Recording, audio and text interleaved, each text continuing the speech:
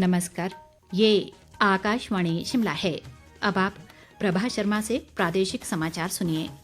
आज के मुख्य समाचार। प्रधानमंत्री नरेंद्र मोदी ने कहा, रोजगार मेला देश के युवाओं को सशक्त बनाने के लिए सरकार का एक समर्पित प्रयास। सूचना व प्रसारण मंत्री अनुराग ठाकुर ने कहा, आपदा के समय केंद्र सरकार ने बिना देर किए हिमाचल की मदद की। मुख्यमंत्री सुखविंदर सिंह सुक्खू ने आपदा प्रभावित हिमाचल को विशेष राहत पैकेज प्रदान करने व सीमा विवाद के समाधान पर केंद्र से मांगा सहयोग। और राज्यपाल ने शिपकिला सैन्य पोस्ट का किया दौरा, कहा देश का सुरक्षा चक्र हैं हमारे जवान। अब समाचार विस्तार से। प्रधानमंत्री नरेंद्र मोदी ने आज वीडियो कॉन्फ्रेंस के माध्यम से रोजगार मेले के तहत करीब 51,000 चयनित युवाओं को नियुक्ति पत्र सौंपे।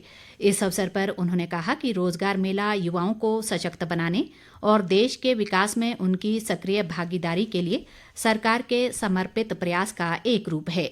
आज नियुक्ति पत्र प्राप्त करने वाले सभी नवनियुक्त कर्मियों को बधाई देते हुए प्रधानमंत्री ने कामना की कि उनकी सेवाओं के संकल्प से देश के लक्ष्यों की प्राप्ति होगी। सरकारी सेवा के नियुक्ति पत्र मिले हैं, उन सभी को बहुत बहुत बधाई। आप सभी ने कड़े परिश्रम के बाद ये सफलता हासिल की है। आपका चयन लाखों अभ्यर्थियों के बीच से किया गया है।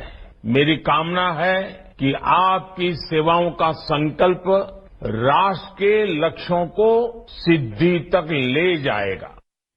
प्रधानमंत्री ने कहा कि आज कई महिला कर्मियों को नियुक्ति पत्र मिला है। आज देश की बेटियां अंतरिक्ष से लेकर खेल के क्षेत्र में कीर्तिमान बना रही हैं। प्रधानमंत्री ने कहा कि लोगों ने पिछले 9 वर्षों में देखा है कि कैसे तकनीकी परिवर्तन के माध्यम से सुशासन को आसान बनाया गया है।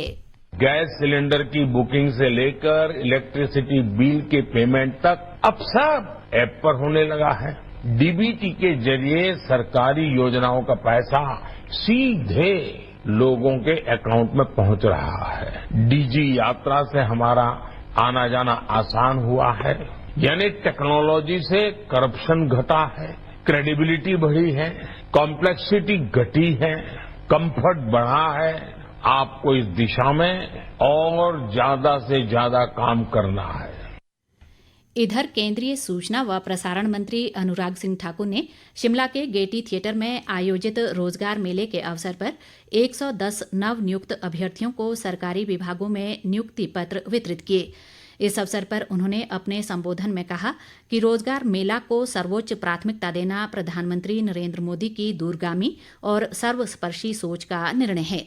अनुराग ठाकुर ने कहा कि देश भर में 46 स्थानों पर आयोजित रोजगार मेले के दौरान 51,000 युवाओं को नियुक्ति पत्र वितरित किए गए। केंद्रीय मंत्री ने नवनियुक्त अभ्यर्थियों को सेवाभाव से कार्य करने का संदेश दिया ताकि वे राष्ट्र निर्माण में अपना पूर्ण योगदान दे सकें। सरकारी नौकरियों में नियुक्ति पत्र मिल रहा है।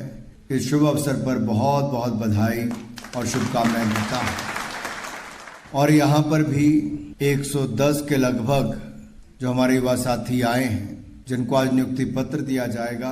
मैं आप सबको भी, आपके जीवन में एक नई शुरुआत हो रही है और मैं ईश्वर से कामना करता हूं कि आप एक सरकारी नौकरी में एक सेवक के रूप में काम करें और आपके काम अब आपको एक नई पहचान दिलाएंगे। मुझे पूर्ण विश्वास है आप अपने परिवार को भी और जिन लोगों ने आपका चयन किया उनको भी गर्व भी महसूस कराओगे। केंद्रीय मंत्री ने बताया कि महिला सशक्तिकरण की ओर सार्थक कदम उठाते हुए केंद्र सरकार ने महिलाओं के लिए महिला आरक्षण विधेयक पारित कर 33% आरक्षण दिया है, जिससे महिलाओं को सशक्त बनाया जाएगा। उन्होंने कहा कि केंद्र सरकार ने पिछले 9 वर्षों में समाज के हर वर्ग के जीवन स्तर में सुधार के लिए कई कल्याणकारी योजनाएं शुरू की हैं।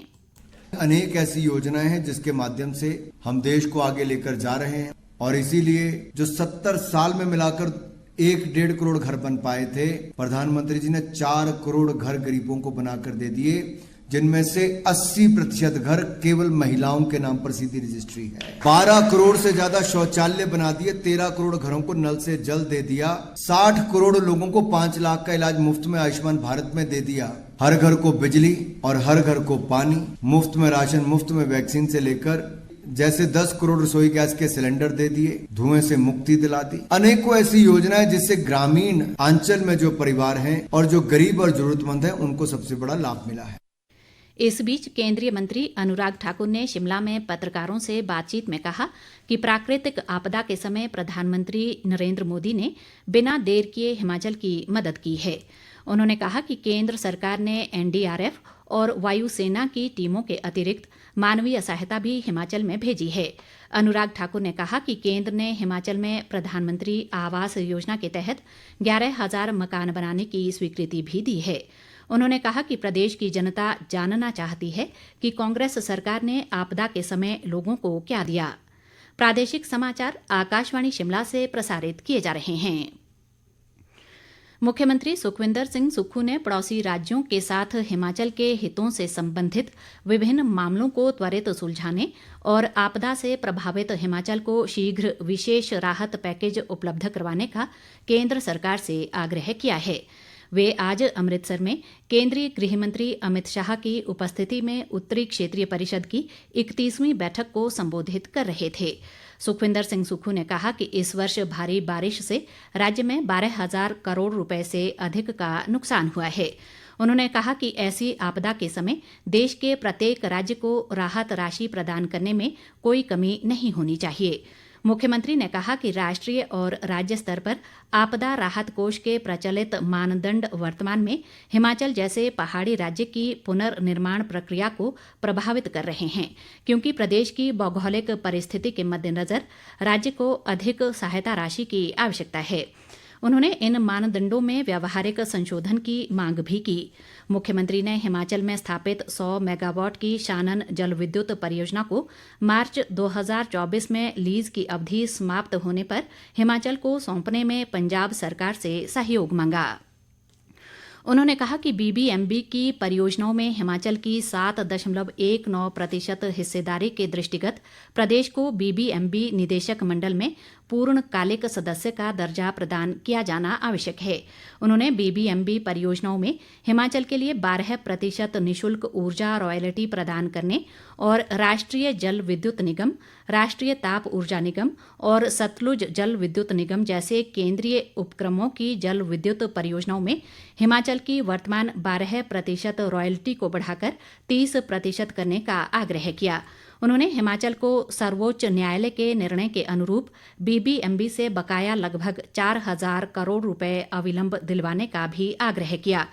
मुख्यमंत्री ने प्रदेश में स्थापित विभिन्न बांध प्रबंधनों द्वारा जल छोड़ने से पहले उचित पूर्व चेतावनी प्रणाली का उपयोग करने और जल पलावन मानचित्रण करवाने की आवश्यकता पर बल दिया। सुखविंदर सिंह सुक्खू ने बैठक में जम्मू कश्मीर और लद्दाख के साथ सीमा विवादों को शीघ्र सुलझाने की केंद्रीय गृह मंत्री अमित शाह से मांग की। राज्यपाल शिव प्रताप शुक्ल ने किन्नौर जिले के दौरे के दूसरे दिन आज 13,000 फुट से अधिक की ऊंचाई पर शिपकिला स्थित सेना की पोस्ट और भारत तिब्बत सीमा बल की चौकी का दौरा किया। इस दौरान लेडी गवर्नर जानकी शुक्ल भी उनके साथ मौजूद रहीं। इस अवसर पर सेना के अधिकारियों ने राज्यपाल को सीमा की सैन्य व्यवस्था से अवगत करवाया। राज्यपाल शिपकिला में तैनात जवानों के उत्साह से प्रभावित हुए। उन्होंने कहा कि यहाँ जवान कठिन परिस्थितियों में देश की सुरक्षा में समर्पित हैं। राज्यपाल ने कहा कि इन वीर सैनिकों के कारण ही हम सुरक्षित हैं। शिव प्रताप शुक्ल ने इन्हें देश का सुरक्षा चक्र कहा। इस बीच राज्यपाल शिव प्रताप शुक्ल ने वाइब्रेंट विलेज कार्यक्रम के तहत आज किन्नौर जिले के सीमावर्ती क्षेत्र में बसे नबग्या गांव का दौरा किया। इस अवसर पर राज्यपाल ने कहा कि वाइब्रेंट विलेज कार्यक्रम प्रधानमंत्री नरेंद्र मोदी की सोच है, जिसका उद्देश्य देश के इन प्रथम गांवों को अधिक सुविधाएं प्रदान करना है। उद्योग मंत्री हर्षवर्धन चौहान ने कहा है कि प्रदेश सरकार पर 77,000 करोड़ रुपए का कर्ज है, बावजूद इसके प्रदेश में विकास की गति को कम नहीं होने दिया जाएगा। वे आज सिरमौर जिले के पांवटा साहिब बस स्टैंड से क्यारी गुंडाहा पांवटा साहिब बस को हरी झंडी दिखाकर रवाना करने के अवसर पर बोल रहे थे। उद्योग मंत्री ने इस बस में यात्रियों के साथ स्तौन तक यात्रा भी की।